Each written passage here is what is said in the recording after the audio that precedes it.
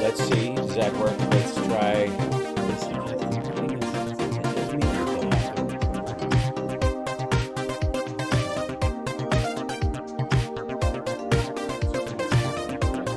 All right, we'll get it together. This is it. This is just live from the office. Okay, hold on one second. Coming up in 1 second, and it's the morning show. And here we go. Hey, look at that. Hey, hi, happy Wednesday. It's Hal Sparks. It's Hump Days with Hal. It's Hal Sparks Mornings, Megaworldwide, and it's us together again. A little bit late because my father was bogarting the computer. Actually, it wasn't so much the computer as the other monitor. So I have been borrowing their other monitor that's hooked up to their computer and using it for the show because I have so many screens necessary to doing the show. And yeah, so they needed it for their stuff. So in fact, they were just recovering it from me. But for the record, can we just I gotta see if I got to make sure that my things are set up, which they may not be. Hold on 1 second. Window cache. We'll go to this guy, and it should be easy. And welcome to the show. Like, subscribe, give a thumbs up. Do what you have to do. Now let's see. Let me try and find the. Where's the Safari? There we go. We'll go to this guy. Okay, done, and done. Excellent. And then just to for your own excitement, so, because I'm sorry I'm late. Please enjoy a guy in Florida catching the world's largest Burmese python, record 19-foot Burmese python in Florida, and this guy's catching it with his bare hands because he's a lunatic. And it's what they do. It's just what they do. It is what you do when you do what you do, like you did what you did. And everybody's like, he caught it with his bare hands. He also, if he didn't have a bunch of other people there to help him while he's trying to choke this thing out, if you'll notice, it's starting to wrap itself around him, and like 3 other people come and pull its tail and straighten it out and all that kind of stuff. I'm just saying 4 or 5 people helped institute this, but this is quite Florida. It's just quite Florida. So we're just going to throw that in there, and that's our good morning. That's your Tuesday night right there. Hi, all this time from oh, hello. And is your Kentucky internet choppy? Yes, it is. It is indeed choppy. It is spotty, and I am in the middle of the woods. So if it gets a little wonky at times, I apologize. I will try and I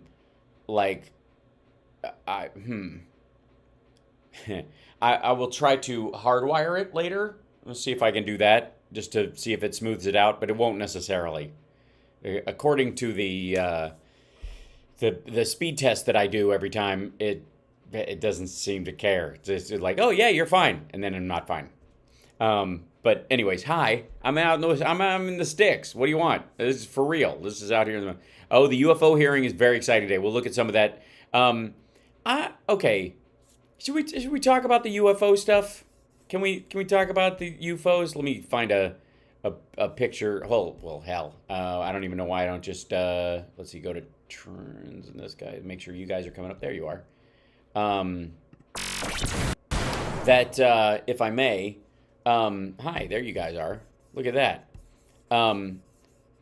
Where's my further flyer? There we go. Move this up here. Okay. So a couple of things. I mean, it's only appropriate that I had my UFO sighting, my primary one here in Kentucky, not too far from where I am right now. And I've told the story on a couple of the paranormal shows, and I stand by every detail. It actually, at one point, my telling of a UFO story came up in a court proceeding against me to prove that I was a Looney Tunes. Until, of course, they saw how much I was paid to tell my UFO story, and they were like, oh, I see. Okay, I get it. So yeah, maybe we'll find out where Republicans come from. Oh, they're from here. Believe me, they're from here. So The UFO hearing is about trying to paint another negative Biden administration bad joke committee. It was literally in the chairman's opening statement. Okay. Well, again, like, there's so many levels of, like, what would you do in the same situation? In a similar situation, would you respond differently than supposedly they've been keeping it from us for all this time? Because I gotta say I think you probably would. I think like keeping the secrets of the Kennedy assassination secret this long would be hard. So the longer it stays a secret, the more you're like, all right, there isn't that big a conspiracy. There's just a lot of people were doing their job and doing it poorly. But when it comes to, like, because that would have come out. That would have there were a bunch of people who there was too much to gain and too little option for the people running things to wipe you out past a certain point, past 1977. I think after that it's all bets are off. But when it comes to, like, UFOs, I think the only thing that would keep people who, let's say there was real evidence and they had aliens and they had ships and they had all the stuff that everybody says they think exists, that after the Mercury Theater's War of the Worlds radio show, and they saw how humanity, the U.S. public in particular, reacted to the potential for there to be that aliens are landing, and how families were getting ready to dust each other off, my great-grandfather included, because, I'm not going to let these aliens kill my family and enslave them, so I'll just kill them myself. There was a bunch of that shit. 4:23 a.m. Well, hello, Peter, and congratulations on being an early riser or whatever you did last night that kept you up this late. We're all very impressed down here, I can tell you. So, I gotta say, you might find that if you gave it some thought, just a little bit of thought, if you just worked your way through it, you just might agree that even if you knew this, you wouldn't necessarily share it. Because would the vast majority of people be fine? Yes. But is there a statistically significantly large group of people who would do harm to others or themselves if they found this out? Yes. So the question is, and this is my question, I'm posing this to you, chat room. Let me know. Tell me. What percentage of people in the public, polling wise, would do themselves in or kill other people or try to do something awful, but related to that? Either the Hale Bop Jim Jones side of things, or just like family annihilator situations, or people who are jockeying to, like, we need to wipe out all the bad humans, racists, for example. There's a percentage of people who, once they found out it's absolutely true, aliens are coming, they're going to be here on Wednesday, would do all this shit. So, over time, you try to convince people not to do that stuff. If you're the government, you fund movies like Close Encounters and E.T. and things like that, and on the other end of the spectrum, Independence Day, so you can remind people that if they show up, we can handle it. So we're getting at 25%. That's a lot. That's a lot of the public. That's 5% higher than the lunacy level. I'm just saying. 20% of the general populace is mentally ill in a category that could be potentially dangerous at all times. It's that is always there. So, how do you get the sane ones? How do you get the number as low as possible? And I see 2% or 6%. 2% seems impossible. It'd have to be within the margin of error, right? It'd have to be within 3 to 5% of that. So you'd want it, I think I'm seeing like 8%, 17%, but I think 7% is better. Yeah, well, 7% is anywhere from 2% to 13%. See how that works? Because you can't really tell. Because people aren't going to give real answers and you can't really know and blah, blah, blah. Did you see the giraffe born at the Franklin Park Zoo? So cute, 6 feet, 184 pounds. Good Lord. Those are maggot percentages. That's exactly right. Well, there's, the 30% factor. 30% of, under that. It's really closer to 26%, rounding up to the most dangerous outside. 30% is like scragglers and anti-authoritarian and antisocial personality disorder and generalized angsty people that are the hardest to convince. You gotta, I think, at baseline, cut that number in half. You got to get to 15% in your polling, because you're not right now. It's it's somewhere around 30. So if you can get it down to 15, 12%, then you can start. Then I guess you could announce safely that grab hold of your lunatic friend and make sure they don't do anything bad, because then there's enough of them where each one of them might have a chaperone, a moral and emotional chaperone for the UFO news. So let's see.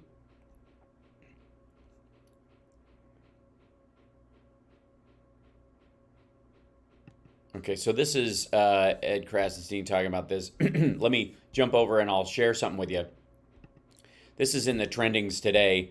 Of course, while this is quite the testimony on Capitol Hill during the UFO hearings, questions specifically about UFOs and whether or not any man-made object could move in the ways in which these unidentified objects have been seen moving. All three of the witnesses, including former Navy pilot Ryan Graves and U.S. commanders, say it is impossible.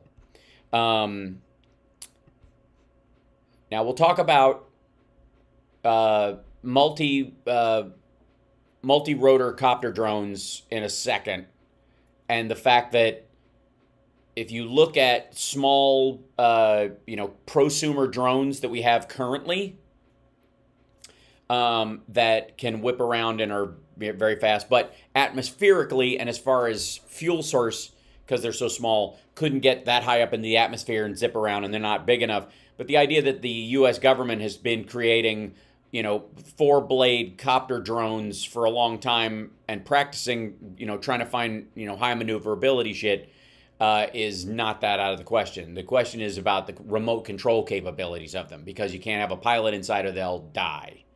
That's why they say it's impossible. The reason I think they keep bringing up that these things can't move like this because it's impossible is because the people inside would be slammed against the side of the thing if it changed direction that quickly in a way that you just couldn't survive.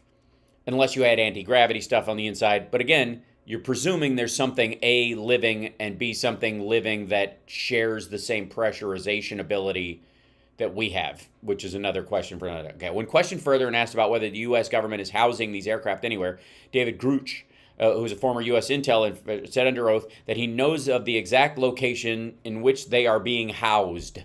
No matter what your thoughts on aliens or UFOs, I think it's safe to say that all Americans want answers, and I applaud Republicans and Democrats for getting together and holding these hearings. Personally, I think it's impossible that there's no life on other planets. Okay, that's it. Okay, so this is the question. Describe or note they move is essentially ways in which current technology or aircraft that we know of are unable to actually function or move. Hold on one second. And so will you just, for the public record, again, once again, briefly, just either describe or note that aircraft that are being witnessed, particularly by the 30 folks that you're working with, are essentially outside the scope of anything that we know of the technology we have today. Mr. Graves, Mr. Favor? Yes. You guys can hear that, but I don't think the image is coming up. Is that me? Performing maneuvers that are unexplainable due to our current understanding of our technology and our capabilities as a country. And that applies for the military as well. Mr. Favor? Yeah, I concur with that. We have nothing that can stop in midair and go the other direction, nor do we have anything that can, like in our situation, come down from space. Obviously, he's never seen me get out of the shower. Thank you. My last question, and sometimes I know that you have also said some of these answers in the past, but we're trying to get them on the public record as well, which is really important. Mr. Gresh, finally, do you believe that our government is in possession of UAPs? Absolutely, based on interviewing over 40 witnesses over 4 years. And where? I know the exact locations.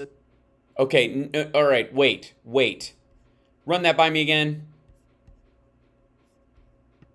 Absolutely, based on interviewing over 40 witnesses over 4 years. And where?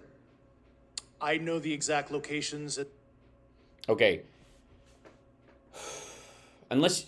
First of all, why do you need to know this stuff from interviewees if you've seen it yourself and you know exactly where stuff is?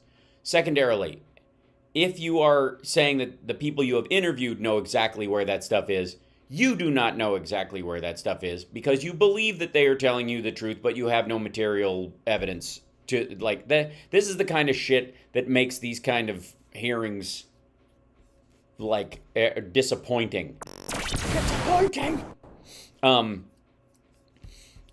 For the record, so yeah, we're all at about 15%. Look at this chat room today, by the way. Welcome, everybody. Glad you could be here. It's in Mar-a-Lago. No, it is not. There is no higher intelligence at Mar-a-Lago or advanced technology.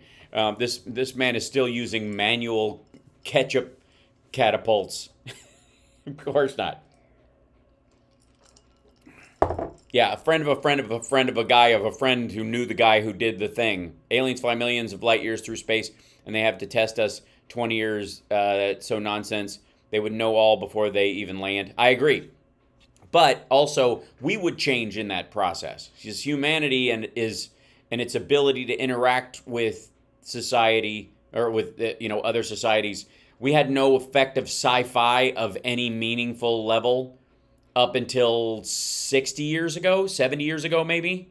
Really on science fiction. It's a brand new thing on Earth. Previously, you could argue that if they visited as gods. That's the ancient aliens concept, and that's fine.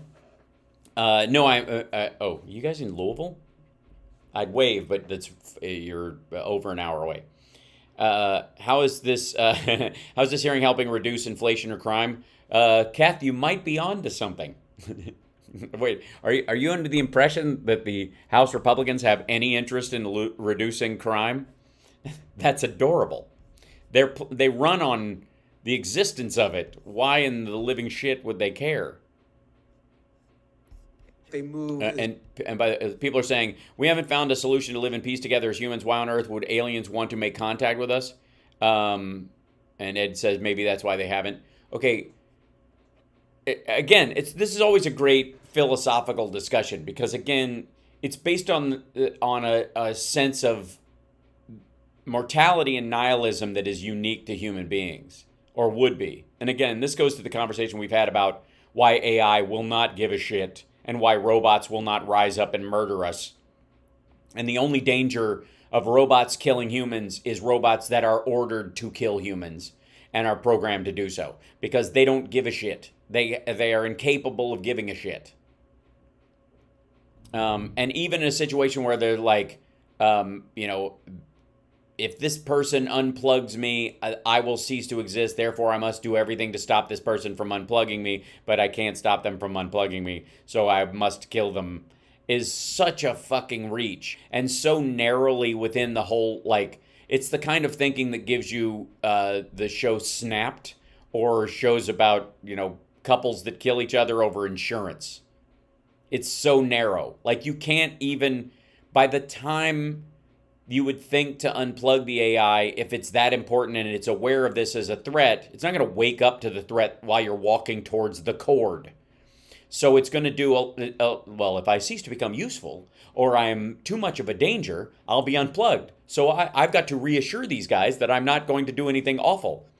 And therefore I've learned something, that I shouldn't do awful things because they'll unplug me and I don't want to be unplugged. It would be so far ahead of that. The same thing would be true with aliens who interact with humans that have bothered to explore the universe. So there's a couple of ideas about aliens, theoretic, in terms of what type of life form they would have to be and whether they're lizard-like or whether they're, almond-eyed and they all have this sort of Ayn Randian view of the universe that if they stumble across a life form, they're immediately going to go, well, we need the water, so wipe everyone out. It's so based on 14th century humanity exploring the woods.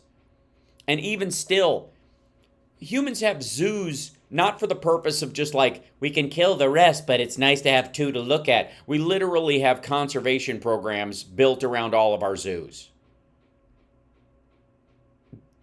So if we're capable of complex thought around that, then the idea is that that intelligence, and this might be the root of all this, that intelligence that the fear of intelligence comes from this idea that the more intelligent you get, the more insectile and the more cruel you get, because intelligence is about numbers and not about humanity, and that IQ is completely devoid of EQ. And aliens, because they figured out how to do pulse drives and wormholes and laser weapons and stuff like that, would, in that process, they stopped giving a shit 1,000 years ago. It's very weird. Yeah, and who has the laptop today in the chat room? Are we keeping track? Somebody let me know. Somebody was asking about it earlier on Twitter, Shitter. It sounds elitist to me. Well, it's interesting. It's a combination of I guess that goes to the question of, is Trump a narcissist, or does he have low self-esteem, and his narcissistic personality disorder chicken feathers or an actual belief in your superiority? I don't think it is in his case. I think he's got low self-esteem and he hates his fucking reflection. So if people are saying narcissistic personality disorder is thinking that the sun shines out of your ass and you're a perfect human being, he does not have that. He fears that people will recognize that he doesn't, and so he acts like he does. That's not the same thing. Narcissistic personality disorder is, quite frankly, what I have. is when you're convinced of your own superiority and you recognize that, wow, if I don't use my powers for good, these people are doomed. But you're typing on Hunter's laptop right now. Quit it. Texas Paul came in and grabbed it from Andrea. Well, he would have it. The irony that it's in Texas. So it had to go get a cigarette. Right. It had to go take a bath and smoke a cigarette. Yeah, Cynthia wants it on Sunday, so whoever has it, make sure that she gets the Hunter Biden laptop. So, also, I desperately need to find a Beau Biden Foundation sticker to put on my laptop. So if anybody could find a link, I need to get one of those. And if I have to just print one out, I'm going to put it on there. I think we should all get Beau Biden Foundation stickers and put them on our laptops as of from this point on. So, and Karine says she can take it on Monday, but not Tuesday. So, oh, by the way, thank you for subscribing. Subscribe. This is the morning show. We're much more relaxed and theoretical on days like this. Okay,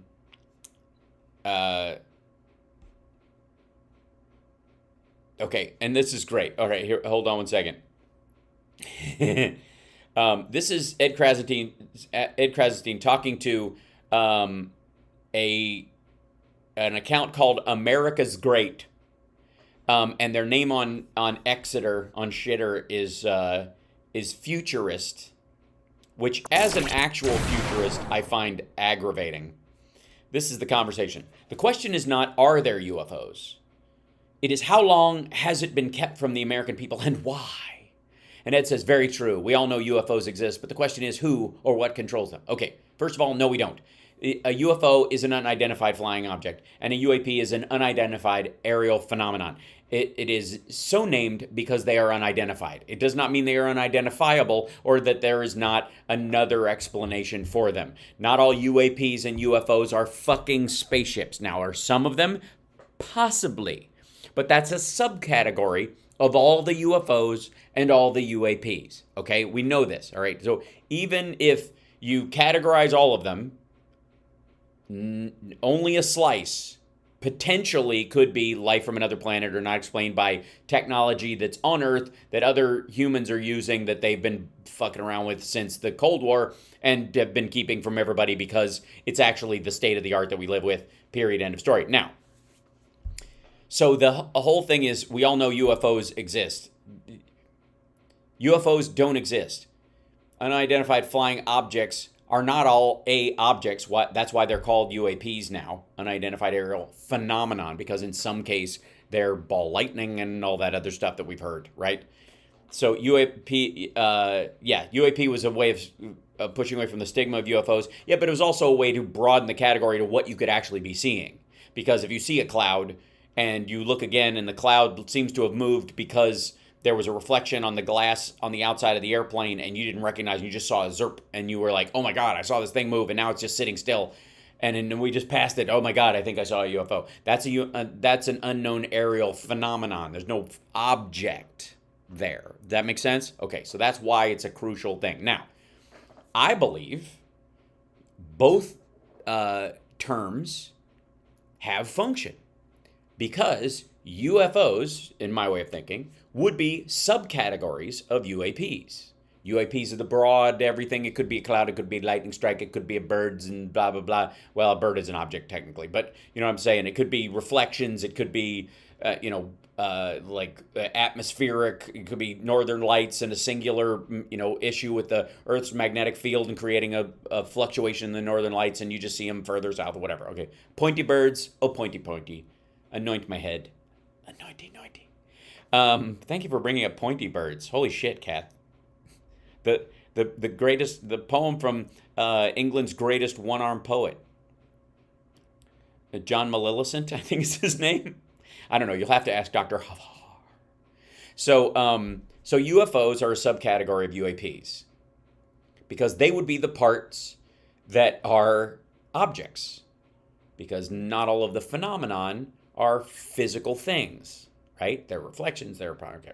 So UFOs are a subcategory of UAPs. Of the UFOs, the idea is that we think they're an object because they showed up on radar. They actually show up as an object. Okay. So of those, how many of them are classified military things? How many of them are classified, test airplanes or drones or, unmanned aerial vehicles, UAVs, which are right up there with UAPs? And how long have they been, by the time technology reaches consumers, the assumption was for a long time that the military has had it for decades, like the intranet before the internet.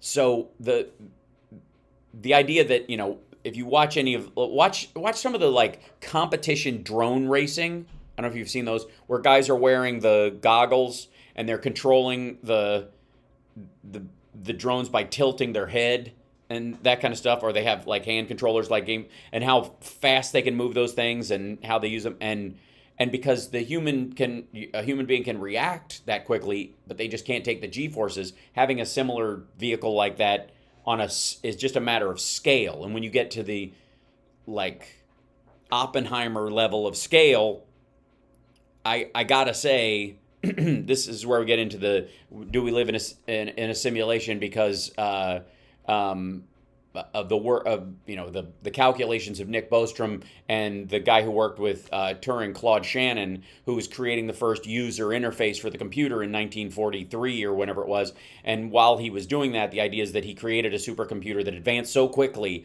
that 1943 was actually thousands of years ago. And we now live, and it's the year 3600. And the way we as humans learn empathy and strength as kids, instead of going to school, we go to a place and they stick a tube, Matrix style, in the back of our head, and we live multiple lifetimes, and you can't get out until you've lived 10,000 lifetimes, so you can be a 3,000-year-old human that's allowed to walk around. And because anybody under 100 is dangerous and stupid.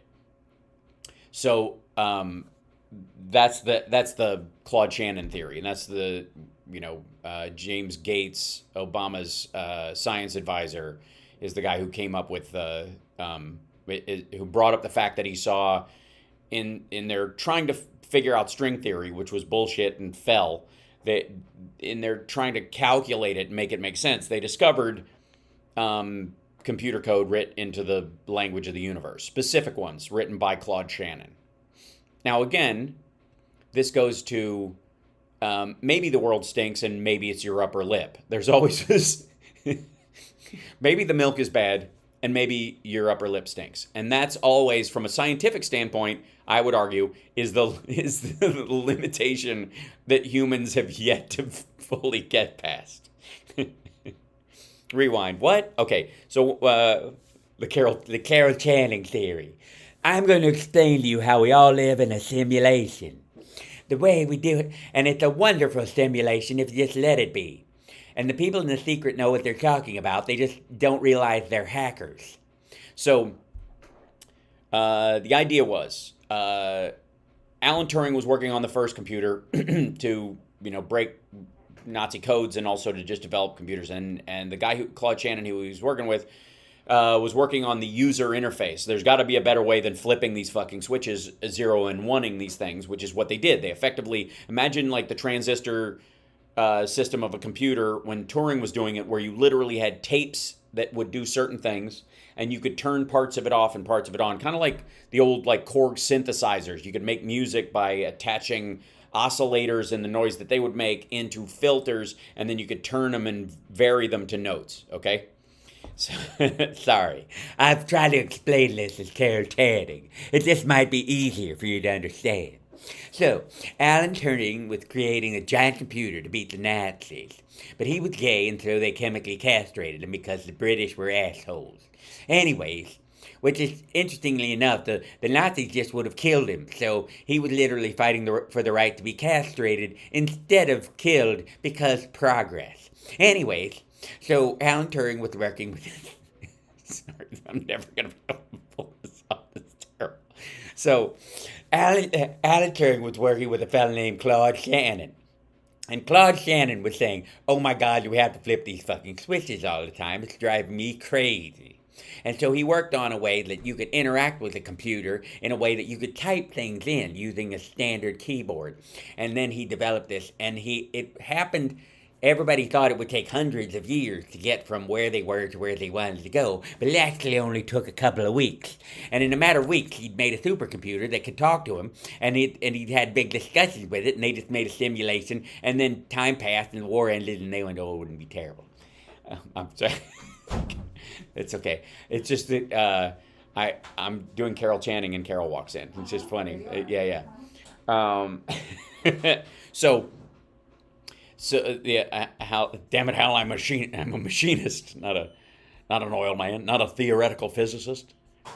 So yeah, keyboard, how quaint, crack, right? So the theory is that Claude Shannon's advances in creating a computer, all the stuff that happened afterwards. From Apple Computer and all the way up to VR and all that kind of stuff. All that happened, but it happened a couple of thousand years ago. And we as humans have been doing ancestor simulations because we want to retain our humanity mixing with our cyborg parts, or the fact that we age or we stopped aging a long time ago. And the idea is that 1,000-year-old people are very mature, have very few problems except for the ones that happen biologically, and are exploring the universe. And they don't trust anybody under the age of 100 for obvious reasons, because they've seen humanity and they see what we do when we're under 100 years old. And they notice that just about the time we're sort of getting our shit together, we die. So once you get your lifespan out to 300, 500, 1,000 years, at that point, you go, all right, nobody under 100 is allowed to walk around in our society because they're all dangerous idiots. Yeah. So until you're about 100 years old, you go through, the sort of maturation schooling, which the Buddhists would say is their analogy would be, living multiple lifetimes until you achieve nirvana.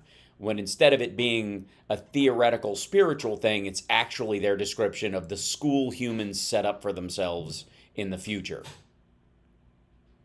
Then, the UFOs or whatever we're seeing are either, they've created a material reality that has certain confines, so the only way you can come and check on the place is to actually go into it in sealed bubbles and check it out, and what we're seeing is software coming in and checking out how things are going in ways that we can kind of understand, and it changes over time from angels to clouds that have light coming out of them to alien spacecraft and stuff, just so it's easier for us to go, what was that? I think it was this, and keep you busy while you're, trying to learn how to be a doctor by living 5 lifetimes as a doctor.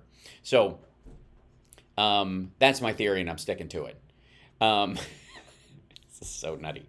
But this is the kind of conversation you end up having when you talk about the aliens and the stuff like that. Hold on. Let's go to... Because there's a bunch of this stuff. So let me... Oppenheimer's passage. And of course, Russell Brand is doing a big show on UFOs because, and you know what? I'm fine with that. Let Russell Brand yammer about UFOs for a while. I welcome him getting into that cul-de-sac and leaving politics alone because he knows the same amount. He knows as many details about politics as he does about UFOs. It's just when you talk about UFOs, it's effectively no harm, no foul. Oops. My light went out. That's just sad. Hold on 1 second. I've got to plug something in. You silly thing. There we go. Are you plugged in? You are? Okay, there we go. But I'm gonna have to turn it upside down or something because it's just not, okay. That's just, the wire's on the wrong side because that's how they're designed. That's just dumb. All right, we'll live with it for a while. Hold on. What are you doing? Put the plug up here. This is all just a mistake. I'm messing around with wires now. I'm gonna get electrocuted. Okay, forget it. I'll fix it later. I'll just let it, I'll turn it off and let it recharge for the show later on today. This one's about to go out too, though, because they're both on the same age arc. So, yeah. That's as much as I can clarify that concept. Let's see. Okay. This is the, let's see, breaking. Okay. The idea of UFOs and aliens isn't frightening to me, but the idea that they could exist and that they could be trying to harm humanity is very concerning. Okay, so this is, again, this is the concept that everybody worries about. I'll probably have nightmares for 3 months now. What? Do you think that alien life would be a threat to humanity? Why or why not? Okay, so this is just, he's just trolling for people to gather in here. But, so this is this guy's take on it. Hold on 1 second. Myself and my wife. Hold on. So there has been activity by alien or non-human technology and or beings that has caused harm to humans. I can't get into the specifics in an open environment, but at least the activity that I personally witnessed, and I have to be very careful here because they tell you never to acknowledge tradecraft, right? So what I personally... Never to acknowledge tradecraft.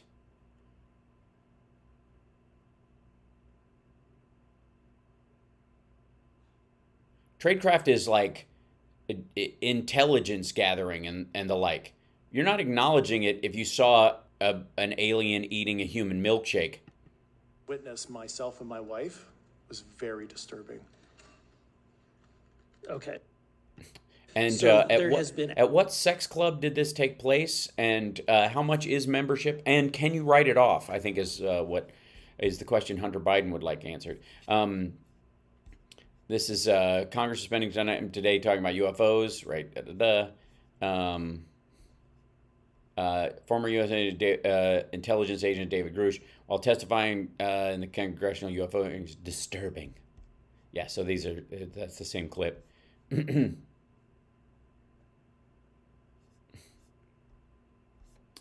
Outside the UFO room. Okay, let's see. Former Air Force officer says he knows people have been physically harmed in an effort to cover up the extraterrestrial activity. Okay, so that's different than saying that aliens have done the harming, right?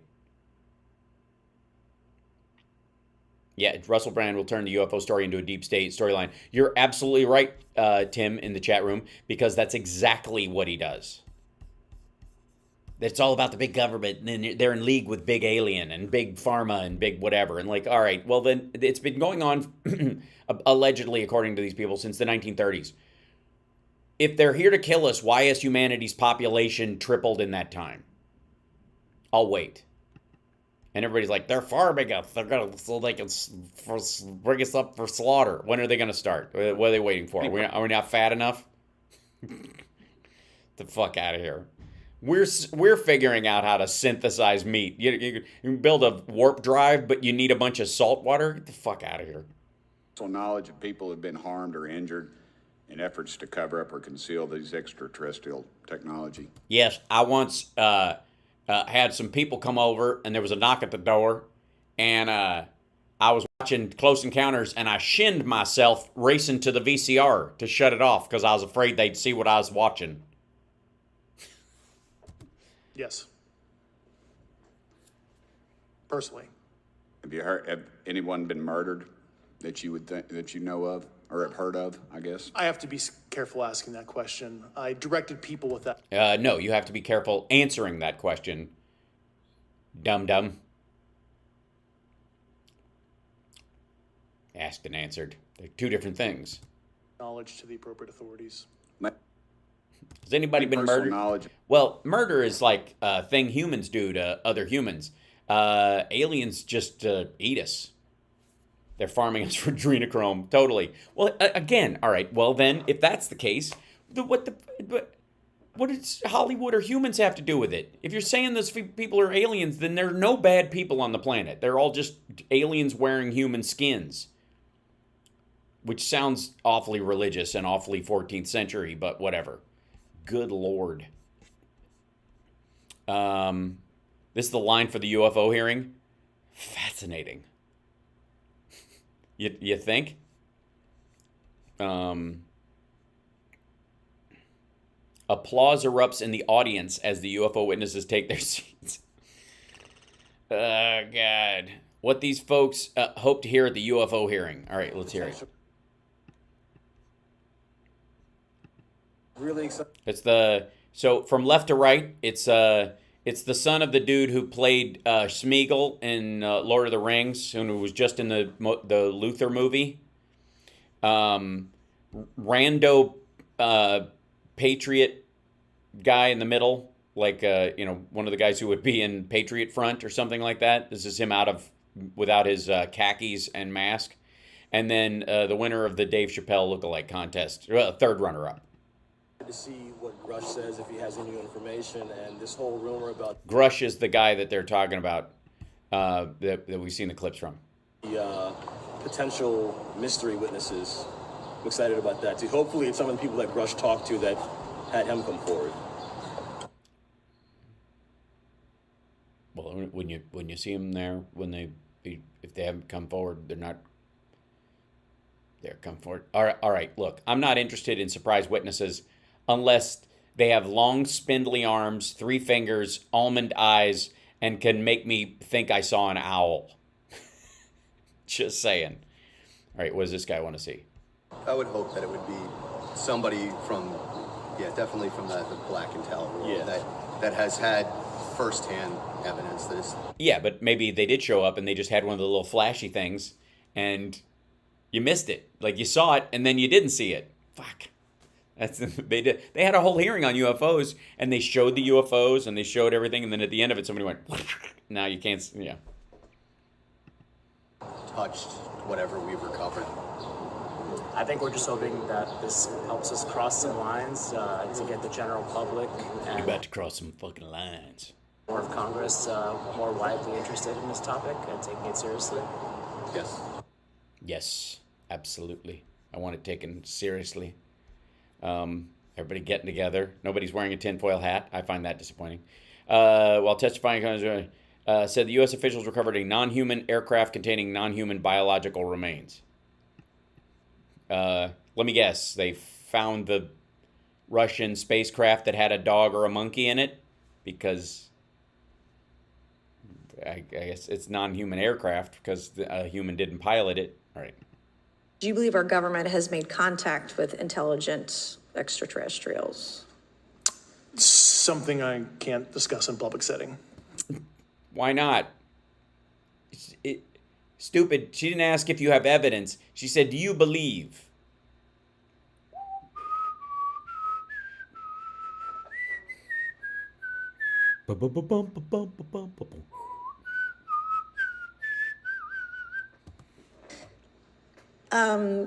Okay, I can't ask when you think this occurred. If you believe we have That I can answer. Yesterday. crashed craft, stated earlier, do we have the bodies of the pilots who piloted this craft? As I've stated publicly already in my News Nation interview, biologics came with some of these recoveries. Yeah. Biologics came with this. So a sperm sample. Cool. Are they, I guess, human or non-human biologics? I don't know. Some dude put a fleshlight in a catapult in Oklahoma. You know how they are. Oklahoma's like Florida man without the press agent. Non-human, and that was the assessment of people with direct knowledge on the program I talked to that are currently still on the program. People with direct knowledge of the program that are currently still on the program. If they have direct knowledge of the program, just say people in the program, working in the program. You can have direct knowledge of something. Fucking hell. You can't come out in this kind of thing. Just fucking say it. It's a congressional hearing. What are you talking about? Do you believe we've had it? Yes, I believe it. From the people I've spoken to, yes. All right, if you purported, anybody in my audience, if you purported to have spoken to any of the people that he talked to, and came to the conclusions that he's come to, and said in interviews and books and other shit, why would someone asking you if your belief about the concept be a hang-up at all? You'd go, yes, I personally believe that. From the people that I've spoken to, I believe that is going on. I'm limited in what I can speak of as far as direct evidence, but it is my belief, yes. Say it. What is that? Honest to God, this is a bunch of dicking around. Non-human biologics. I'll give you a non-human biologic. Sorry. The UFO bullshit isn't working. Now that UFO landings and areas confirmed, what are best with that theme? I want to watch some of the UFO hearing, just screeching about Hunter Biden and Trump. Okay. Anyone else watching the UFO hearing? They got them packed in there pretty tight. Yes, everybody who wants to see it is there. In summary, we are reverse engineering UFOs and aliens are real, but we don't know what they are, and we aren't allowed to say any more at this public hearing. Yeah, pretty much what they've always said. Okay. Who's this guy? 10 years ago, Stanton Friedman. I remember this guy. I read his book. Spoke about UFO cover-ups at the citizen hearing on disclosure, how very relevant the speech turns out to be. Let's hear Stanton Friedman. Saucers are UFOs. Very few UFOs are flying saucers. All great-grandfathers are men. Not all men are great-grandfathers. I'm interested in the flying saucers, not the UFOs. The basis for these conclusions... That's basically what I just told you. And partly is because so I used to ghostwrite for a sci-fi writer. I managed to meet the only sci-fi writer in the world who doesn't like to read.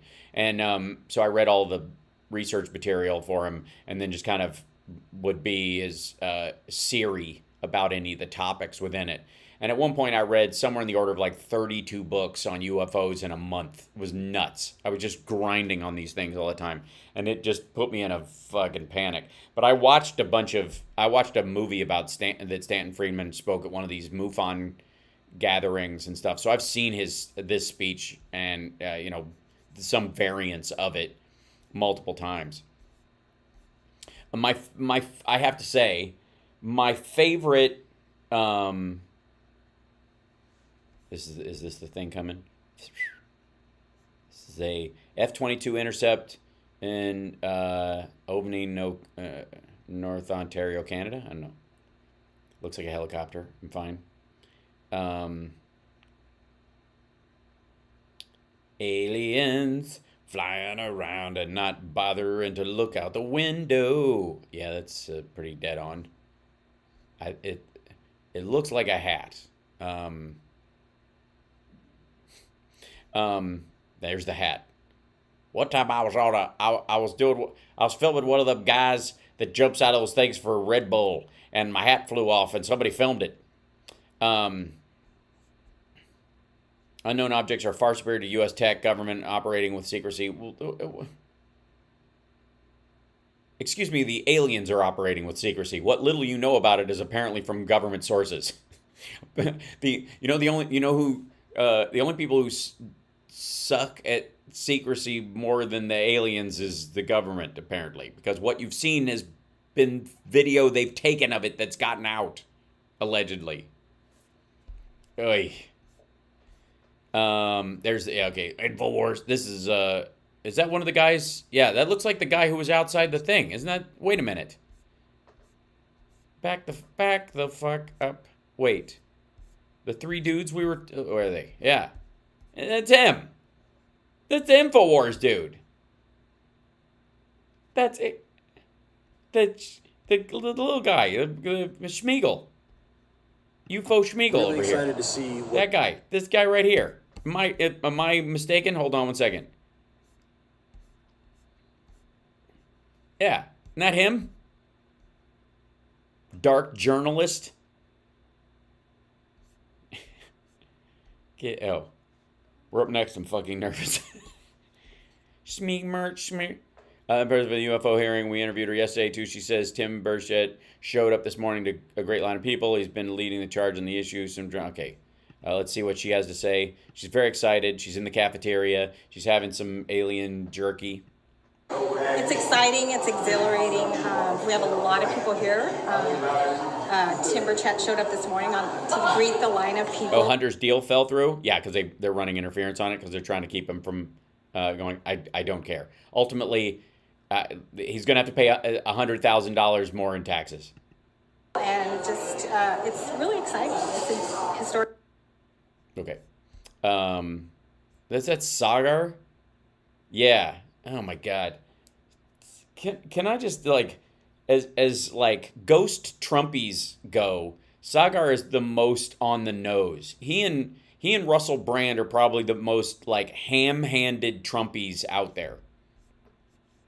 There's a UFO with or three lights being long, or it could be fireworks. They all seem to be leaving from the same place and kind of losing trajectory. I'm going to go with fireworks. All right. A typical Matt Gaetz fan, obviously supporting a candidate I don't like. That being said, he did a great job of the UFO hearing. He did. He didn't tiptoe around the issues. I'll upload the video later, but basically, yeah, UFOs are real. Well, really unidentified? Again, this is goofy.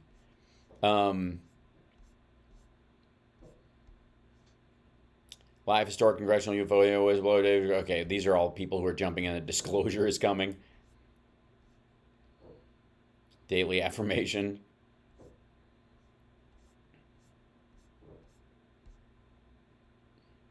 Per Sterling UFO cover-up for the ages involved none other than General George C. Marshall, America's cheerleader. The official quote below is questioning about landings. The official admitted that there had been contact with men in the saucers, and that on 3 occasions there had been landings which had proven disastrous for the occupants.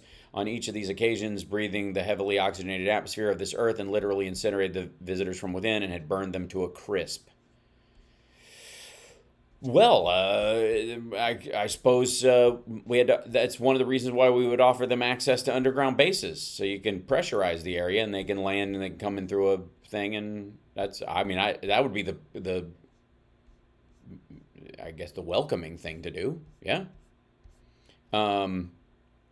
55,000 people are watching the live stream currently. That's 3 minutes ago. I don't know how long they're going to go on this. Yeah, of course it's going to make big news.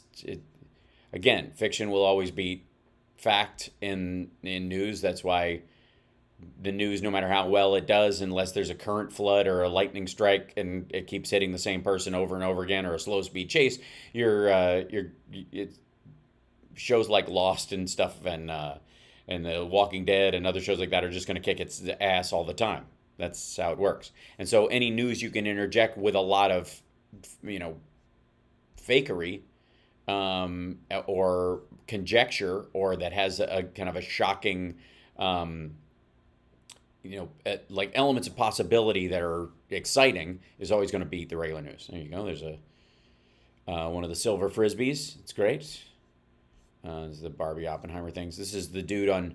I'm increasingly more suspicious. More scout. Something's not right. Joe Rogan's finally starting to sense that something's off about the UFO story. My New York Post report on how the UFO story is going. If it was organic, it's sort of real turf, natural. Whereas in reality, it's basically been programmed by a political activist group with specific funding. Yeah, that makes sense. And a lot of what we sort of think of as the politics of our time, if you trace the money, it turns out a lot of the stuff that shows up in the news is astroturfed, and then the advanced form of that is to astroturf the news right itself.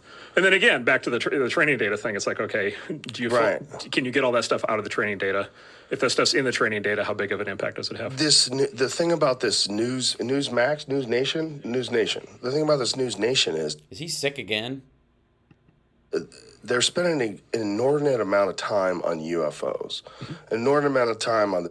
It's News Nation. It is neither news nor does it have anything to do with the nation.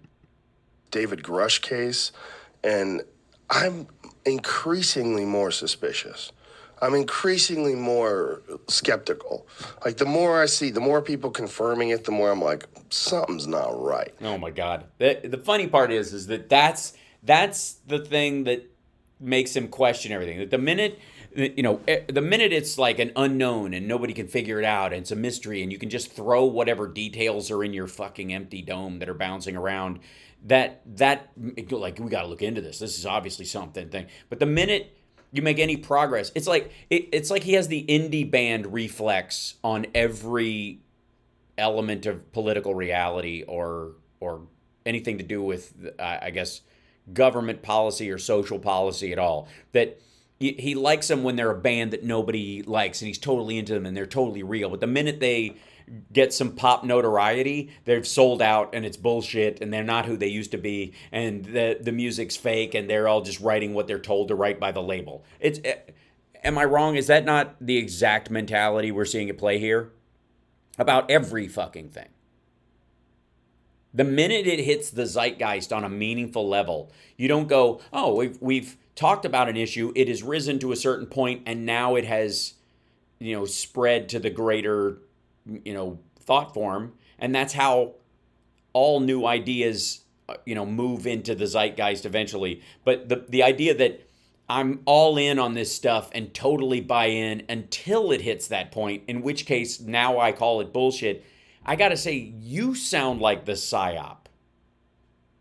You sound like the entirety of your conceptualizing about any idea is not for the idea itself, its validity or lack of validity or its worth, but the chaos agent, like slapdash bullshitting that effectively means you're interested in wrecking society in general. You just want to keep everybody on their heels. And that in and of itself is a money-making opportunity. I mean, you look at Alex Jones, that is the business model. Keep everybody on their heels thinking, oh, fuck, we're on the edge of... Glenn Beck does the same thing. Russell Brand doing the same thing. Joe Rogan doing the exact same thing. Keep everybody on their heels so that they feel like they're in that constant state of, remember when Stephen Wright had that joke? He goes, that moment when you're about to fall back in a chair and you just catch yourself? I feel like that all the time. That's the business model. That's the Joe Rogan, Glenn Beck, Russell Brand, Alex Jones business model.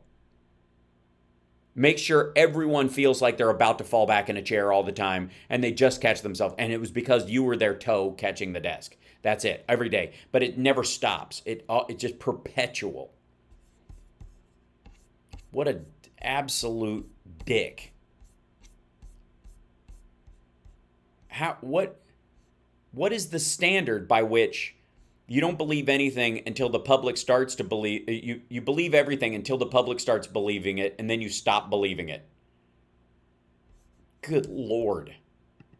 And then to see that this channel is the one that's covering it the most, I'm like, this seems like something's off. Yeah. Thanks, man. Thanks. It's that keen insight that we all have grown to expect of this hands under your arms, clearly some sort of a nasal circumstance. Never snort Alpha Brain. I'm just telling you, it's not good for your nasal passages. It's I don't know. As soon as other people start to give a shit, that's when I check out. You know what I mean? Yeah. Like the minute, like I believe anything until somebody else believes it, and then I'm like, wait a minute. People are stupid. So if they're believing what I believe, that can't mean that I'm stupid. It's got to mean that the idea is stupid. And the only way I can think I'm not stupid is to pretend I don't believe it anymore. Fuck off. Senator Rubio, who's on the Senate Intelligence Committee and has all the clearance. Ironically enough. Gave an interview the other day where he went into quite a bit of detail, and I saw it. At least heavily hinting that there's he's heavily hinting that he talked to someone that says that there's something. That there are real, well, he's sort of hinting that there are real whistleblowers with real knowledge. I want to talk to the guy that sees the ship. That's it. No one else. Yes. All this, I talked to a guy who says that they have these things. Yeah. That doesn't mean anything to me. Yeah. I want to see the fucking ship. Yeah. And it took... What I say. I mean, of course that's the criticism. But now all of a sudden you're like, I'll believe it when I see it. And I just feel like I'm being hosed. Yeah. That's we got to grab that soundbite clearly. That is as welcome to what your audience eventually feels like, Joe. Just seems too laid out on a platter. Yeah. Dude, it's a complicated issue, and people are trying to uncomplicate it. Of course, it's going to seem like it's laid out on a platter. What do you... I don't know. I don't trust this whole, like, math thing. Like, when you call it math, and there's, like, you know, you have, like, tens, groups of tens. You know, I get 10. I understand what that is. But then when you get to 2 tens, it's 20. Like, this nickname they give it, like, 30.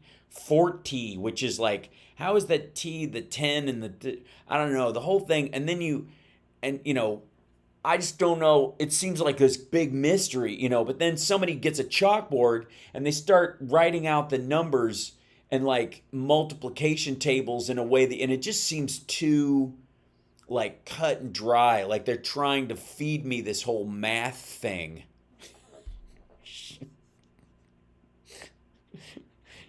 Again, the idea, forget this is about UFOs. Forget this is about that shit or news in general.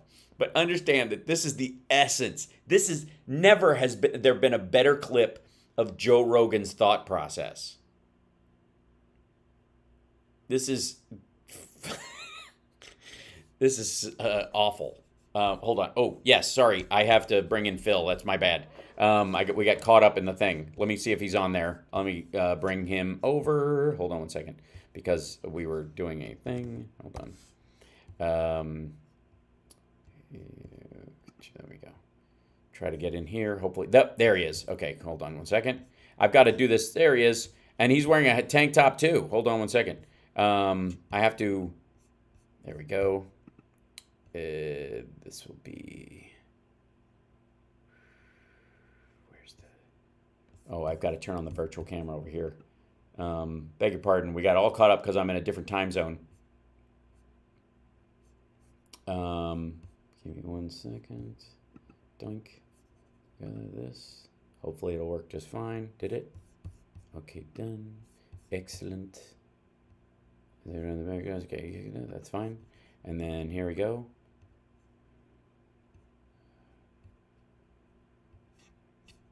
Okay, hold on. I think I have to just grab my face cam temporarily, see if this works. It's always tricky when we're doing this part of it because I've got a different setup. But here we go. And let me hide this, and we'll get him in here in just a second. Oh, here he comes. I see him now. And why is this not allowing me to? I can't grab the link. Hold on one second. I've got to extend this window because it won't allow me to. Give me 1 second, kids. There we go. It wouldn't allow me to copy the link because everything was hidden. All right, there we go. We'll hide this real quick. And you can hear me, Phil, I think. So give me 1 second. I'll bring you in. And this is always more, it's always a little more complicated when I'm on the road. But I do have, let's see here, this guest thing.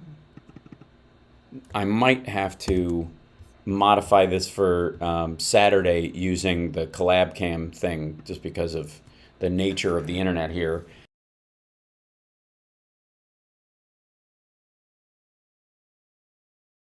Oh, they didn't like that at all. Yeah, that just crashed Chrome. Well, that's fun. Oh, wait, he's back. He's kind of back. Hold on one second. Transition to here. And then we'll go back to guest. There we go. And see if it comes back up. Restore the pages. Yes, it'd be lovely. Thank you. And we'll close this guy. We'll keep the chat alive. Close this. Hopefully that'll work. Let me grab this again. Oh, he might be popping back up. Give me a second. Give me a second, guys. And then we'll go to the guests. And I've got to grab this one more time. Oh. Let's see. OBS. I'm just going to use this camera because it's the only one I have. Apologies, Phil. The setup is a little wonky today. And I think I'll be able to hear you. I don't hear you yet. Can you feed me some audio? Check, check, check. Refresh that for me. There we go. Hey, I hear. there we go. Hey, there we go. Ladies and gentlemen, if I may, let me bring him in right now. Guys. Philip Bittner, there he is, and I'm off camera and funky, but I will fix all those things as we go because that's just how it works. Welcome to the show. Hi, hello. Hi. Good to see you. Who am I to interrupt the fascinating UFO discussion with Joe? UFOs, yeah. Well, I have to say, it was a particular view into him as a human being to kind of grasp, you know what I mean? This idea that not just him, but yeah. I think it's inherent with conspiracy theories. I don't think it's just him. Right. You know, it's this desire to be in on it. I know the secret. I know the secret nobody else knows. And yeah. So when it gets to a level where everybody's talking about it and everybody knows about it, you're like, oh, well, the intrigue is, you know, the bloom is off the rose. I'm not, right. I wanted to be special. Yeah. I wanted to know special. I see it all the time. Yeah. See it all the time. And the other guy, I just caught a little bit of his guests sitting there talking about, like, oh, when the news decides that this is what's going to happen. It's like, motherfucker, that's not how the news works. Right. We don't, the news reacts to what happens. It doesn't tee it up. Yeah, the other guy's idea that there's always right. There's always a cabal. They're always busting their hump to create the news, as if, and I would argue, as if there's not already too much to talk about most of the time. It's not. It's not like the entire thing. Hold on. Oh. The air alert is over. May the force be with you. Oh, that's nice. Thank you, Mark Hamill. Good old Luke. Mm-hmm. You know, there's a desire. Look, if I ever walked into a newsroom and the editor said to me, "This is the top news story of the day. This is what we're leading with," because I got a phone call telling everybody in the newsroom would be like, "Excuse me, what?" Yeah. You know, it's not how it works. I mean, you know, conspiracy theories will answer me by saying, "Oh yes, but you know, you never." Right. The higher up. No, it just simply doesn't work like that. No. People, you sit there in a newsroom scanning the news. You're watching the news wires. You're watching the news feeds. Something goes boom. Yeah. Or, you know, some event happens. Some leader comes out and says something stupid. And you go, hey, ding, ding, ding, ding, ding. This has got to be included in the rundown. Right. That's how the news works. It's you know, this mystique and this these guys. Right. Well.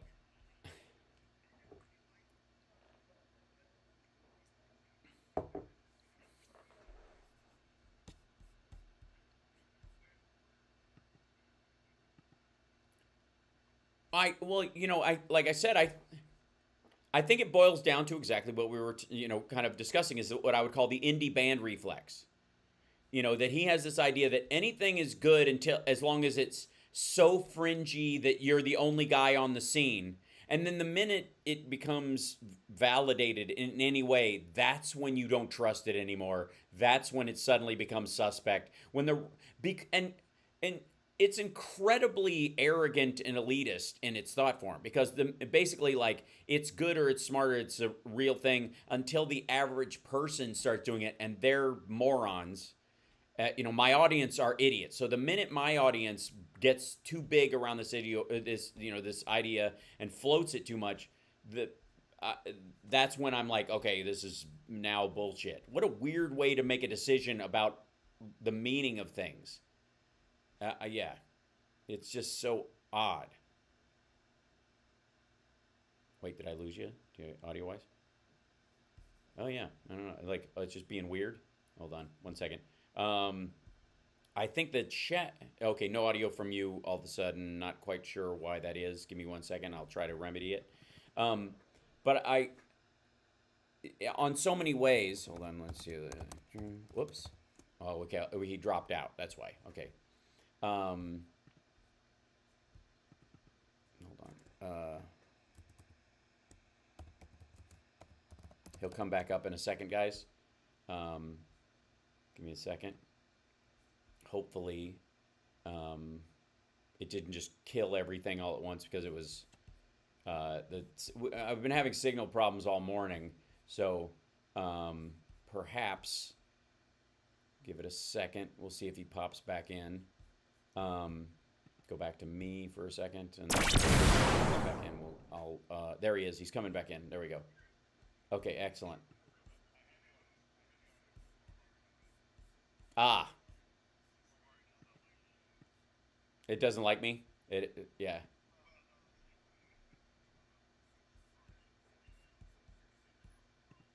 Gotcha. Okay.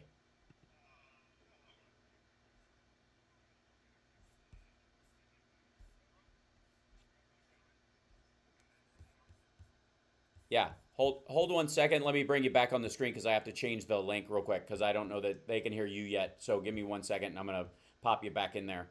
Because this is this is like a crucial part of kind of the how to manipulate the public while on the premise that the public is being manipulated. So let's jump back in here. There he is. Okay. Yeah, so I've got a little bit of an echo, but I'll manage that somehow. I think it might be in the monitors, but don't worry about that.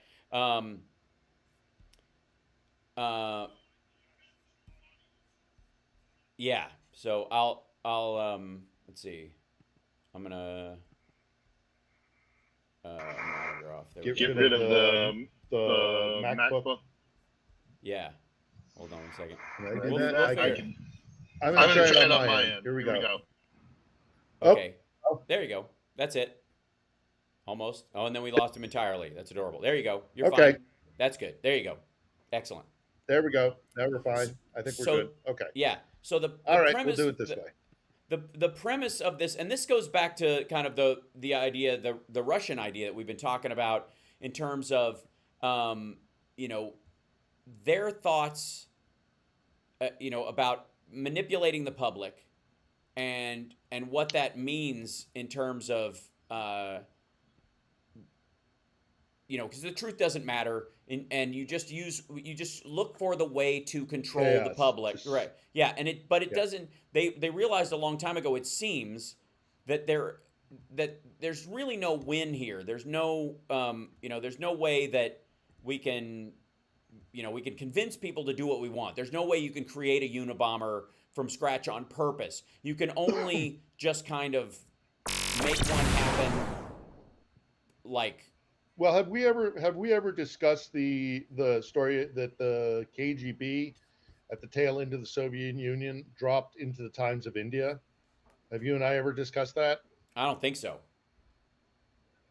Okay, so at the tail end of the Soviet Union, I want to say, mid 80s sort of thing. Right. The KGB, and we know this because after the USSR fell, we got access to all sorts of archives, which is never going to happen again. When Putin falls, we're not going to get this access again. But in this atmosphere of goodwill in the post-Soviet Union, they threw open all the archives, and so we know this to be true. The KGB in the 80s, early mid 80s, knowing that they couldn't get a story on the front page of the New York Times, put a story that AIDS was created by the U.S. to kill Africans. By the U.S. to kill African Americans in the ghettos. Right. I think there was a crack relation in there somehow. As well.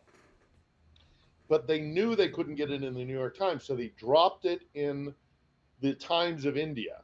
They had a friendly Indian journalist on their payroll who dropped it into the Times of India, knowing that eventually, ultimately, if not the New York Times, then maybe the San Francisco Chronicle, maybe the Globe, maybe somebody would pick it up. We'll pick it up, right? And run with it. And they did. And it gained traction. And that was all orchestrated by the KGB. And to this day, I am sure that you can find people who still believe that conspiracy theory. And that was in the mid 80s. That's pre-internet. They're very, very good. If you know how to manipulate the news cycle, this other guy who was on there talking about the UFOs, that's not how it works. How it works is they plant it somewhere else. Right. The journalist, thinking he has stumbled upon something, picks it up, and then it gains traction on its own. It's far more insidious than a phone call on a red phone to the editor-in-chief at CBS. Right. The News. oversimplification of it is the embarrassing part, I think, is this idea that it's just like, it's like somebody you only see his lips and his cigar on the other side of the phone, and that's that. Yeah.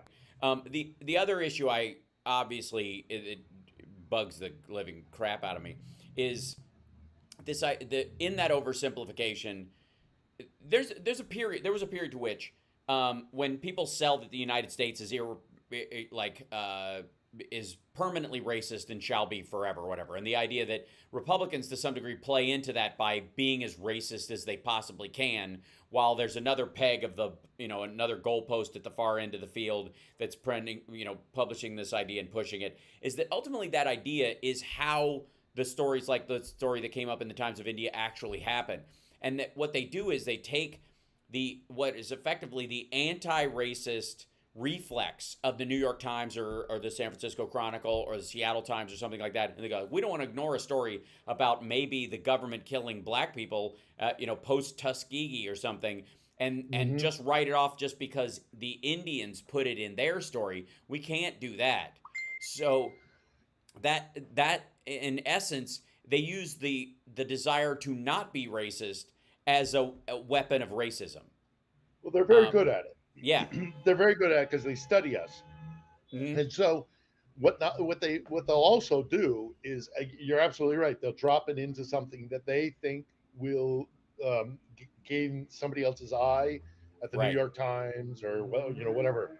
But they'll also drop in certain buzzwords. They'll drop in certain. It's like what I always say about the Ukrainian nationalist movement, is that the Russians play up the nationalist aspect of it, knowing how that plays to an English-speaking ear, to an Anglo-American ear. Hearing Ukrainian nationalists, we get our backs up and we go, what is this nationalism you speak of? We have a bad history of nationalism. Right. And the Russians know it exactly. So I've said this to so many of my Ukrainian friends. It's like, I wish you guys, it's too late. The horse is already bolted, but I wish you guys would have gone with we're Ukrainian patriots, or we're Ukrainian constitutionalists. Exactly. We're revolution. We're Ukrainian revolutionaries, or we're Ukrainian rebels, or we're whatever the heck. It's just that nationalism is this thing and that's why the Russians push it. That's why the Russians, they know us very well. So, that's how insidious disinformation can be when it's in the hands of somebody as capable as the FSB or the GRU or the Internet Research Agency. Right. But it plays into. I mean, it's so easy to play on people, on guys like Rogan. Yeah. Because Rogan is so desperately looking for this. It's an inherent need of like, I'm not being told the truth. There's a truth out there that it will solve everything. Right. It will with this one silver bullet, Yeah. all the woes in the world will be solved. And it's just right. Sadly, as somebody who spent the last 24 years 25 years or plus, kind of mired in the human condition and what it is we do. It would be lovely if there was a silver bullet that explained everything, but there isn't. Human beings are messy and sloppy and weak and strong and beautiful and ugly and all these things. And Rogan is the kind of guy who wants it to be simple. Maybe I'm going to be a little bit mean here, maybe, but maybe because he simple is good for a guy like Joe. Well, it's easy answers. It's like, oh, that explains it all. Well, I mean, is the essence of the game in this, and this applies to I think Russell Brand and some of these other idiots, and like any of the buddies who are like, Ukrainians, Nazis, stop. Like that, there's a certain element of where you use, you assume certain buzzwords will grind everything to a halt. When the same people who claim that you shouldn't, pull the race card, for example, are the same people who will say Ukrainians are Nazis, and and use that as a weapon. And it could be just what I would call complexity anxiety. That there's a swath of the public that does not understand or refuses to believe or is very scared of the idea that things might be going on in the world that are just more complex and there are no simple answers to it and it won't be solved immediately. And the higher that makes you anxious, the fact that it feels like someone's telling you it's an emergency. It's an emergency is happening right now. It's a triage situation. That's why we have an emergency room, not an emergency hospital. There, and even urgent cares have an emergency room because it's urgent, but not quite an emergency. Like we understand the distinction there. But emotionally, if you make everything feel like an emergency, which is Russell Brand's entire shtick, in many ways it's Jimmy Dore's idea, and Alex Jones has been everything's been an emergency. He's been screaming emergency for 25 years. And the same thing is now true of Joe Rogan in a lot of ways, that you're selling this idea that it's an emergency. So you're ratcheting up people's anxiety about things are very complex and might not be solvable. And at the same time, if we don't have an immediate solution, we're doomed. And this is where I've said, like, Greta Thunberg and some others actually scare more people away from the environmental movement than they bring in, because you cannot catastrophize about something that requires strategy, because you can't think straight in a fight or flight situation. And if you're arguing this is fight or flight, pick one, but it's actually a much bigger thing, you are either a con artist or a fool. I guess the con artist would be monetizing fools. Are you aware of the television show The Prisoner? Have you ever watched The Prisoner? Yeah. So there's the scene, the last episode of The Prisoners is one of my favorite pieces of television I've ever seen. Right. And it's a little goofy. Spoiler alert. Spoiler alert. Sorry if you haven't seen the 1967 episode of The Prisoner that I'm about to spoil. Also, I'm sorry. Spoiler alert, most classical music ends with dun, dun, dun. I'm just saying. Anyhow, spoiler alert. So the titular character of the Prisoner has been going through part of the great thing about The Prisoner is it kind of plays into conspiracies. Like there's always another layer and an onion and onion and onion and onion. Mm-hmm. And of course, at the end of the series, he goes into wherever the big baddie is, the guy who's always been lurking in the shadows. The number, because it's the story is a guy gets washed. He's a former spy who washes up on an island, and everybody's got a number. Nobody goes by names anymore; they go by numbers. Mm-hmm. And he's always trying to figure out who is number one, because the guy who's always the face of the power. Who does number 2 work for? Right. That's right. You get it. No, but the great line at the beginning of every series is, we're all numbers here. Who is, you are number 6. I'm not a number. I'm a human being. Ha ha ha ha. Well, who's number 1? You are number 2. Or I am number 2. And, I'm the new number 2. You never get to number 1. So he's always, the conspiracy is that there's somebody lurking in the shadows. Right. Now, this is a longer explanation than you needed to get, but here's the payoff: is that he, in the last episode, he breaks into where the number 1 is, the big guy, the big baddie in the shadows. And he tears off a mask, and he tears off a mask, and he tears off a mask, and then he tears off a mask, and it's his own face. And then he tears off that mask, and it's an ape. The point being that we're our own worst enemy. We are the guy lurking in the shadows is us. Right. We're the ones that, and that's more difficult to swallow. That's more difficult to swallow than there's somebody behind the curtain orchestrated. That's a lovely idea, that there's somebody behind the curtain or there's a cabal. That simplifies things so much nicer. Oh my God. We are all of us. We are all of us weak and strong. And as I say, I mean, we're the problem. And we're also the solution. Right. This is the reality of humanity, and the complexity of it is what has been, bedeviling philosophers and religious leaders and individuals since time immemorial, since we figured out fire and the containment of fire, since we discovered that round things roll and decided to invent the axle. Ever since then, things have gotten really complex really quickly compared to what they were before that. So I don't know if you're aware of this. This is a great kind of dovetail into this kind of thinking, though, and I'd love to get your take on it. I'm sure you've heard about this movie, The Sound of Freedom, the Jim Caviezel anti-human trafficking thing that's making the news. Okay. Yeah. So sadly. The guy, Tim, what's his name, who's the main guy in it. The story is, and they've sold this as a true story. The story is that he was on the trail of a human trafficker from the United States who kidnapped some kids from Mexico, took one into the United States. This guy, Tim, was onto him. He caught him. He recognized the kid while they were trying to bring him across the border from videos that he had seen. And when he saves this kid, the kid runs into his arms and he gives him this necklace that has a verse on it from 1 Timothy. And and he says, my sister was separated from me. She was sold. Save her. He's 5 years old, but he's got, he speaks perfect English. And he was abducted in Mexico, but he speaks perfect English. And he gives this guy the necklace, and he goes to the government and he says, we need to save this girl. And the government says, that's out of our jurisdiction, you rogue cop from the 80s. And he goes, I quit. Take my badge and gun. And I'm going to go get some money from Glenn Beck and go save this girl in the jungles of Colombia, where I will pretend to be a doctor, sneak into the camp, slit the bad guy's throat, and make away with the girl and bring her back home and deliver to her family, which is a huge ripoff of a non-tragic version of Rambo Last Blood.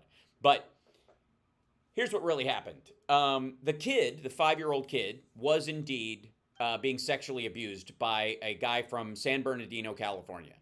That guy met that kid and groomed him because the kid's grandmother lived in a building the guy owned. He was not a Hollywood elite. He was not involved in the government. He was just involved in construction in San Bernardino, California. And he groomed this kid from an apartment building he owned. And he would do this by giving low-income people rent, lowering their rent and that kind of stuff, and then pretend to be a friend of the family, groom the kids, and abuse them. He only abused boys, and then he would give them games and toys and all kinds of stuff to make this happen. The daughter, the sister, who supposedly the necklace was, go find my sister, and she's been sold to a drug cartel in Colombia by a guy who looks vaguely like Harvey Weinstein. She's, in real life, this kid's sister is 14 years old. She lived with the grandmother and was not abused because this guy only abuses boys. She was safe in San Bernardino. She was not kept on a cartel compound that he went and Rambo'd his way into and slit this dude's throat. Never happened. The scene where they make this up, where he goes and saves the kid's sister in Colombia and pretends to be a doctor trying to like protect everybody from a disease, is based on a true thing they attempted as a group in Haiti, looking for a 3-year-old boy in the jungles out there that they had been made aware of. In all of these situations, this dude was 4th or 5th on the scene, and there were tons of other government agents working to do this. San Bernardino already had an open case to bust this guy. One of the, you know why he got busted? Was it because this Tim Ferroni guy or whatever his name is, the Jim Caviezel character saw him crossing the border and went, "Oh my God, that's Pedro," which is what he says in the story that he tells and in the story of the movie. You know how it actually happened? The dude forgot the ID that he used to get the kid back and forth across the border, and because he had a kid with no ID, they pulled him over into a second lane and asked him some questions that he couldn't answer, and that was that. Because the government was already doing its job, and the dude forgot part of the system he had to sneak this kid, who was not Mexican, lived in the United States, was like, it's all bullshit. It's all, and it's makes for a better story. It's ferocious bullshit. Makes for a better story. Makes for a better narrative. Well, all fiction does. Of course. But again, it's just the reason the government, I love the idea, this kind of goes to the whole Rogan thing. It's like, the government won't let us do this because they're against us, and the government's in league with the child traffickers, and they won't let us. Yeah, totally. That's exciting and sexy. Well, if it was even remotely close to true, it would be exciting and sexy.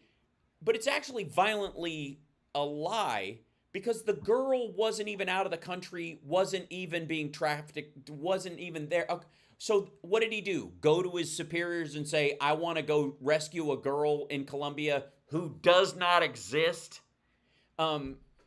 It's just dumb.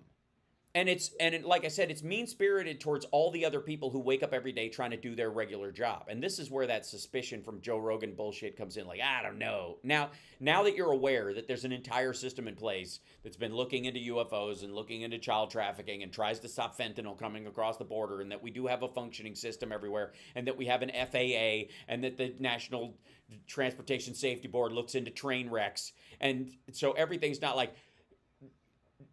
There's this idea that what I call the stroke of the pen fallacy that RFK Jr. and Marianne Williamson have been throwing around, and a lot of the people who thought that Biden could get rid of student debt with a stroke of the pen, they create this idea that you can methodologically just all they would have to do is this, and they won't do it. So what's your reason for not doing it? There's only one reason. You don't want to. You're evil. Yeah. Instead of, there is no stroke of the pen solution, for one, so the person suggesting it is actually the evil person because you're subscribing traits to another person you don't dare. But the other thing is that you don't even want to think about that maybe somebody's thought of that solution you're talking about before, and it doesn't work for this reason, this reason, this reason, this reason. But the Russians act on that fear of complexity. And is it a social thing in Russia that that maybe leads to the levels of alcoholism and the short lifespan, and that their belief that things should be simple, or do they just fear complexity for a whole different reason? Well, the government has been lying them to them for so long, and on purpose, by the way. So they do this whole information warfare thing, where it's the objective is to not get a narrative out there. The objective is just to confuse everybody so nobody knows what the truth is. Right. And so nobody can get on sound footing to then decide what the problems are, to then try and tackle them. So that was a way that the Soviet Union controlled its population at the end of the Soviet Union. And then Putin, being a KGB guy, just took it and said, well, we can still do this in a post-Soviet space so that nobody knows what's going on. And it's just, it's too confusing. And so most Russians just throw up their hands and give up. Yeah. Well, so you see that a lot. Yeah. But being, so in my 2 decades plus working at the highest ends of broadcast media, And I worked for all the big names. I worked for CNN, ABC, CBS, obviously Fox, Sky, all the big boys, the movers and the shakers. And having been on the inside of it, it makes me wonder also about other institutions like government or I know the military to a certain degree, so I can attest to the fact that this this is kind of true of the military as well. Is that what what the great big secret is with these institutions like media or the military, and I suspect government, is that it's a lot of people doing hard work. It's a lot of people putting in the time, doing the hard work, and we're all human and we're all failable, and there are. I don't know. The whole thing, I don't know. I don't know. At the minute, I don't know. Does anybody work hard? What does that even look like? I mean, it's hard for me to Does believe anybody that, work in good faith? Everybody's got an agenda. yeah, everybody's on the take. I mean, I am, so they must be. I mean, look, when I look in the mirror, I see someone ragingly full of shit. And so it's hard for me to believe that anyone else isn't, or I would have to question my own character. Yeah. I mean, it's having been inside the machine, and I can come out and say that, there's all sorts of. I have a lot of criticisms of the machine myself, but this concept of, as you say, the single pin, or there's the one kind fallacy, of like there's the silver bullet that would fix everything. It just doesn't work like that, and things like institutions like media, and I've seen the State Department at work in various conflicts around the world, or very complicated international relations, and the truth of a lot of it is that it's just people putting in the time, going to work, and with the best of intentions, trying to do the best that they can, but human beings are flawed machines, and we screw it up, and we get lazy, and there's people make stupid decisions, and they also get trapped in an idea, and they get like an ideological cul-de-sac or a info cul-de-sac where look at people who have been going after the Zodiac or some other killer or some cold case over the years, and one of the reasons why cold cases happen is people get trapped in the idea that they're pretty convinced that this is the whoever the killer is or killers or whatever, and they get so focused on that they miss other evidence, and so they eventually start on behalf of their own ego arguing for these things as opposed to the facts themselves, and that's natural. That's humans do that because they also don't want to think they've been wasting their time. They don't want to create a concept where this someone might have gotten away because of their own actions. It's hard to face too, and so that's understandable. And the same thing is true on a lesser scale when people talk about the news and like UFOs and the government. There must be an agenda. There must be an overarching plan, because if there isn't an overarching plan, and it's just we're screwed up mammals trying to figure out, and all deathly afraid of, or not that bad choice of words, afraid of our own mortality, wondering where our place is in the universe. All the big questions that plague us, in the middle of the night, keeps you up, that sadly, there is no answer to those questions. There is, well, depending on your belief, but the difficult thing is to recognize that the real problem isn't some sort of agenda or somebody with a plan designing everything. The real scary part is we're all these scared animals, these animals trying to figure it out, trying to do our best, trying to get through life as best we can, and it gets sloppy, and that's where the scary stuff happens, because if it's sloppy and messy, as all human beings are, then that takes away the comfort of, well, there must be something happening in the shadows to make this all make sense. That's a very comforting thought in many ways, that there's the devil is another face for God, in terms of that means there's an order. So even the existence of the devil or a villain you can fight back at, gives this idea that there's a Darth Vader or a Terminator out there, at least gives you a raison d'etre. It at least gives you something to run from, and a guarantee, by the way, in its inverse, that there is something to run to, because you can't have a devil without a God, and so therefore that helps your belief system. Most most Satan-oriented sci-fi and fantasy films are effectively Christian propaganda because they go, well, of course the bad guy's there, but in the end he gets it, because he's like there's somebody, obviously he's going to get his ass kicked. So this is even just the tribulation period is a minor, and it's a blink in God's eye or whatever.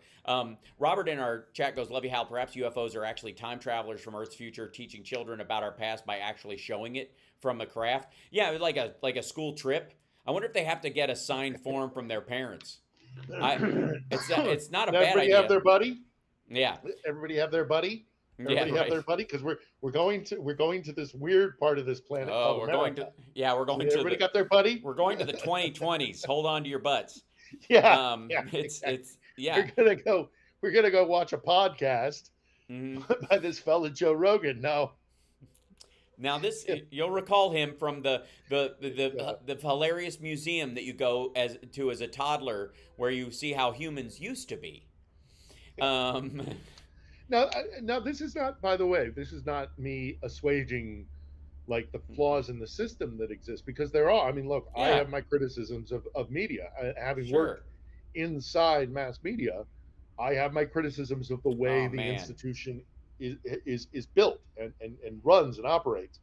But it's not insidious, unless, I mean, as insidious as it gets is Rupert Murdoch. That's just greed. He doesn't genuinely care. And lust for power. Mm-hmm. It's not some guy going, aha, I know what I'm going to tell the people that they have to believe so that I can manipulate them to do X, Y, or Z. Right. I mean, that's happened in the past. I mean, you look at the sinking of the Maine or something, for goodness sakes, and what. Well, again, look at the conversations about the Constitution. 9 times out of 10.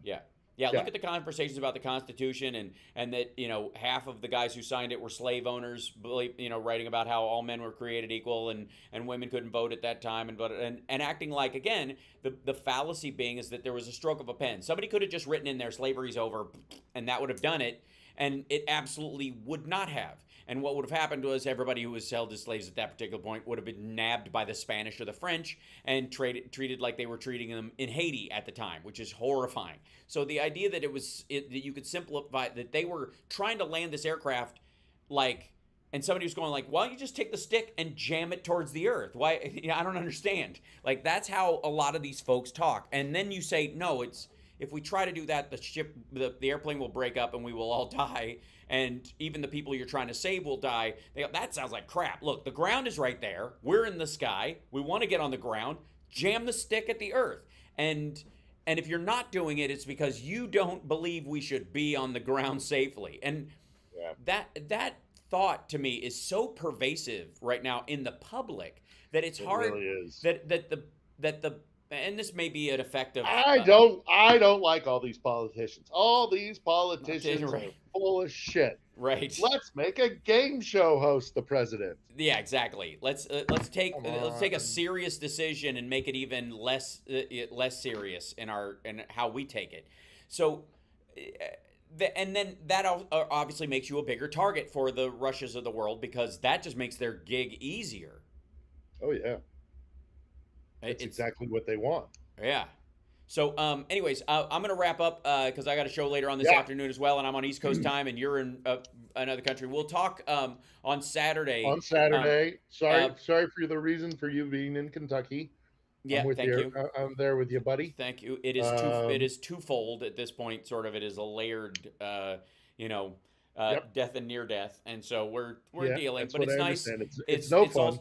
No, it's also, though, beautiful for my kid to be with his grandparents and around them and stuff. So that makes up for it. At his age, it's something he's not going to remember this part of it. He's going to remember the rest of it, and that's good. So we've been able to eat and talk and spend time and go out to take the dogs for a walk and those kind of things. Well, I love our philosophical questions on Saturday. We'll get back to Ukraine, I'm sure. Yes. Hang in there for the rest of the trip. You'll be in LA on Saturday? No, I will be here still. So it's But I'm going to hardwire the show on, for the radio show, because it's an extra level of, sure, dear. Of course it is. So, anyways, you're awesome. Thanks so much for being here. Everybody follow Philip Bittner and check him out, and check out his vlogs on YouTube, and we'll see you again on Saturday. Thanks, brother. Yes, you will. All right. Okay. Take care. Cheers. Bye. All right. So thank you guys so much. Good show today, and I appreciate you guys hanging in there with me. And I just noticed people were saying in the chat room that Sinead O'Connor passed. And as somebody who had a massive crush on her when she first came out, especially, and recognized sort of her breakage later in life, and her struggles with drugs and mental illness was always heartbreaking. And she was always obviously she was such an emotional human being, which is what brought the music out of her and kind of sets you on a path, unless you are able to maintain it, that you become in a cul-de-sac of emotional crisis. That's hard on a person. And so that's really heartbreaking. And I remember hearing Black Boys on Mopeds, and I think before even her version of Nothing Compares to You.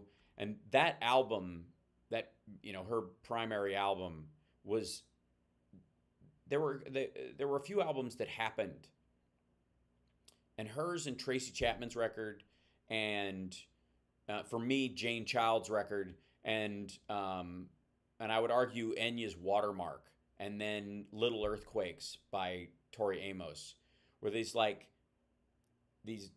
female artists who were just pivotal in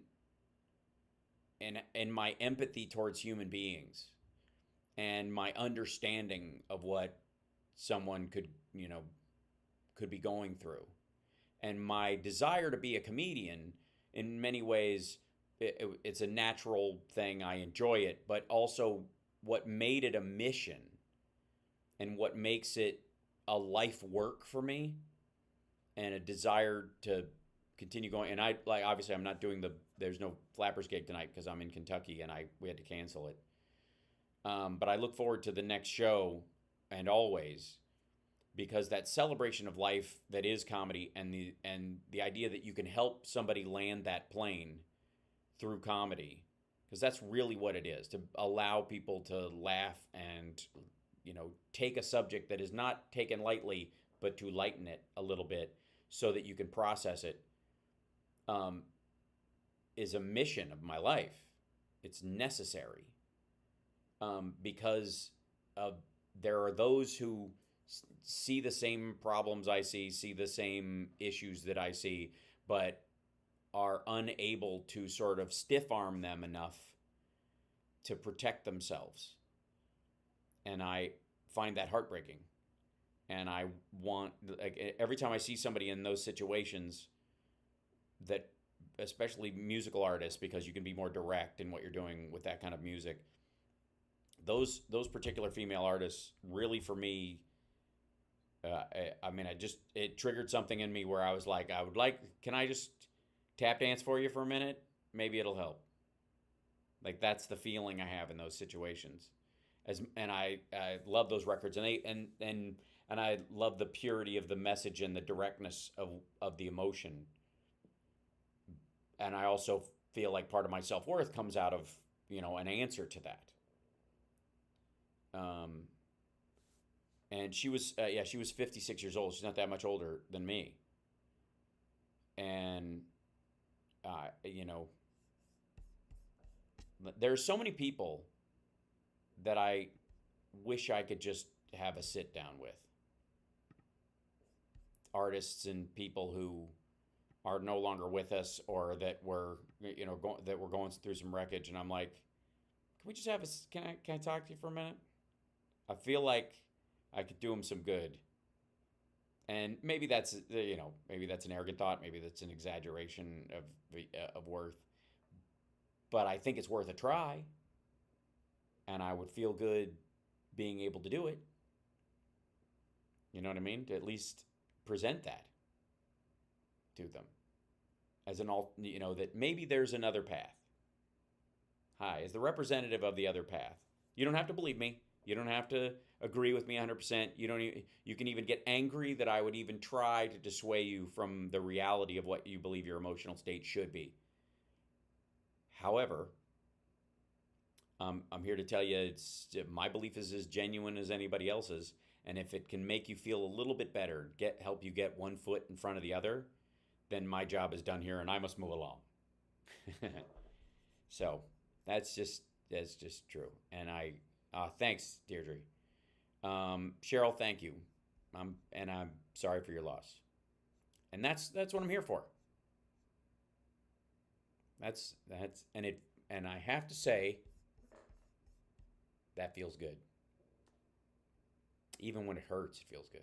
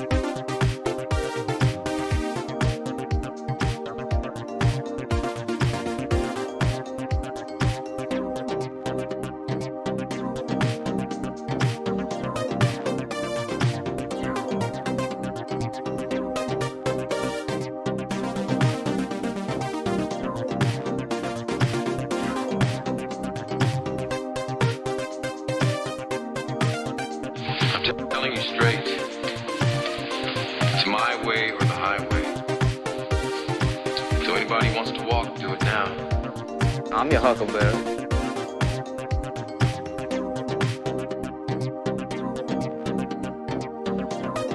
I'm just a happy camper. Hail to the king, baby.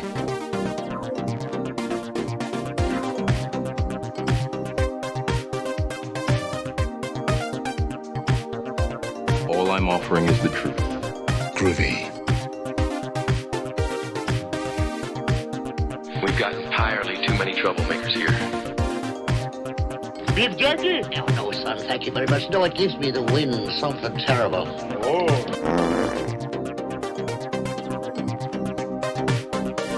Listen, Betty, don't start up with your white zone shit again.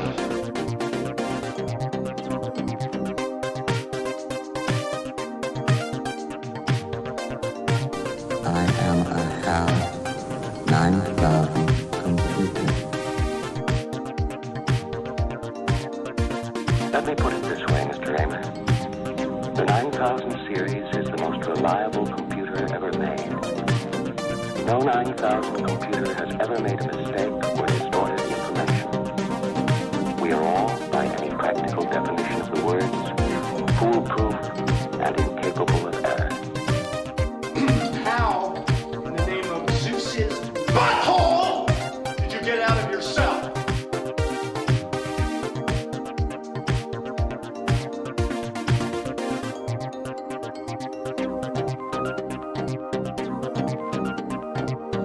Atmospheric filth.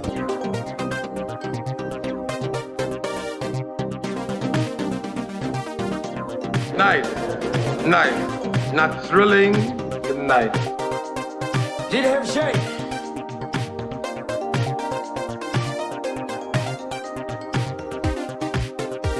I was thinking of the immortal words of Socrates who said, Looks like I picked the wrong week to quit amphetamines. You are physically repulsive, intellectually retarded, vulgar, insensitive, selfish, stupid. You have no taste, a lousy sense of humor, and you smell. Easy, real nice. If I didn't have puke breath, I'd kiss you.